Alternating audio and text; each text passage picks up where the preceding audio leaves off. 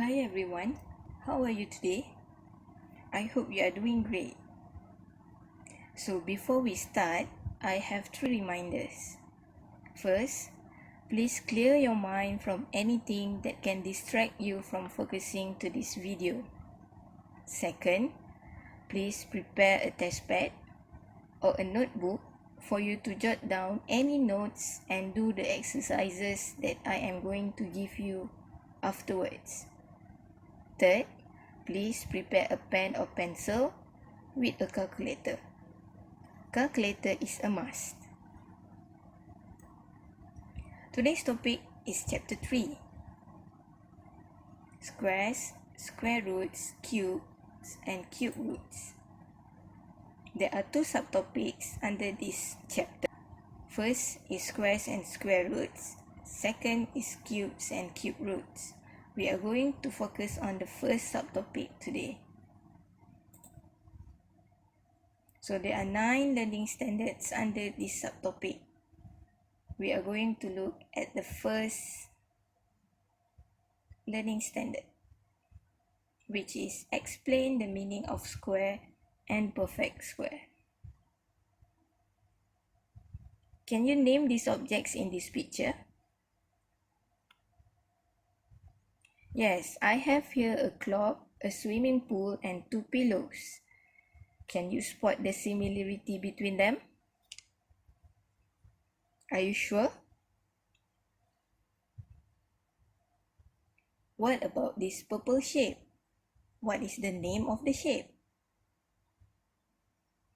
Yes, it is a square. Remember that a square has equal length for all its 4 sides. This purple square here is with sides of 1 unit, meaning that this purple square has equal length of side of 1 unit. If I ask you, what is the area of the square? How will you find the area? Do you remember the formula in finding area of a square? Yes, indeed, you are brilliant.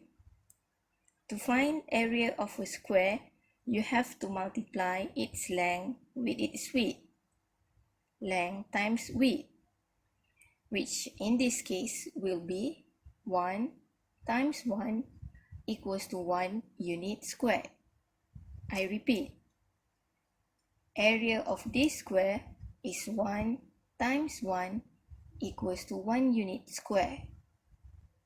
So, square of a number is the product of a number multiplied by itself.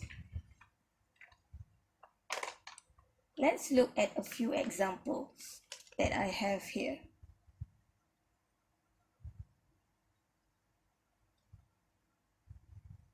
From this example, you can see that all the numbers are multiplied by itself.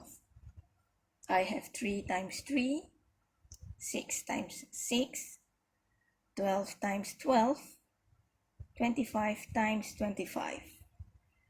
You can also see that after the multiplication, I wrote as 3 squared, 6 squared, 12 squared, and 25 squared.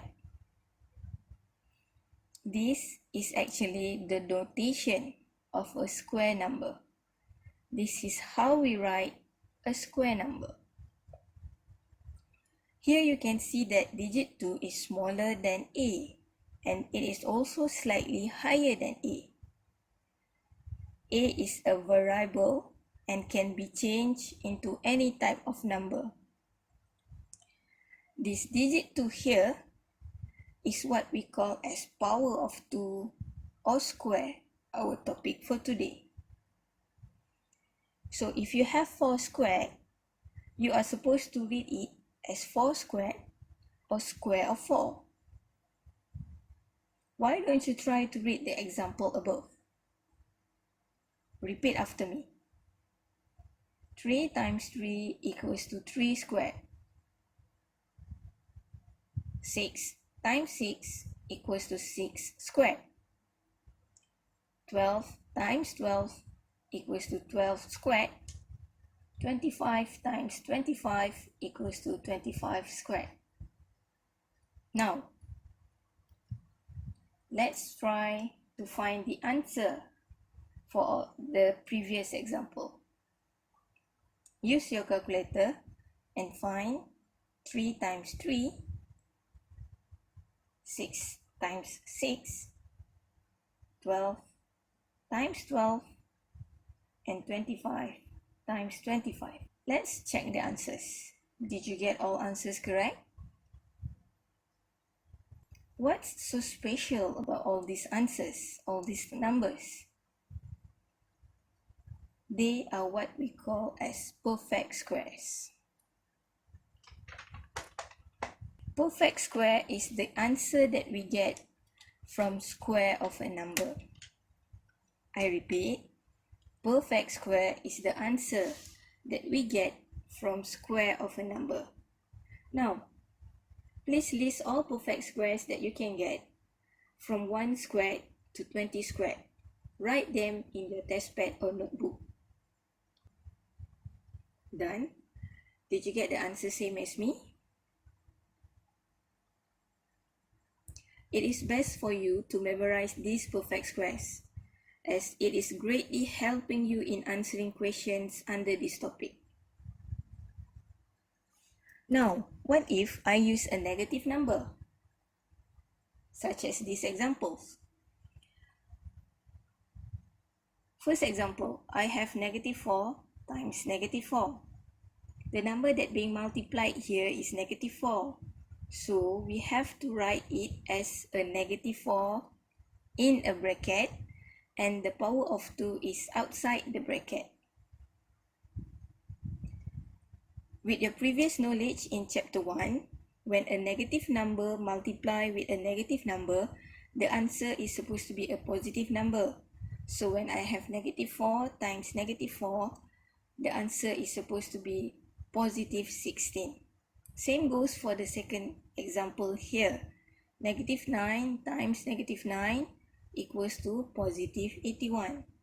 Again, negative 9 is supposed to be in a bracket and power of 2 is outside of the bracket.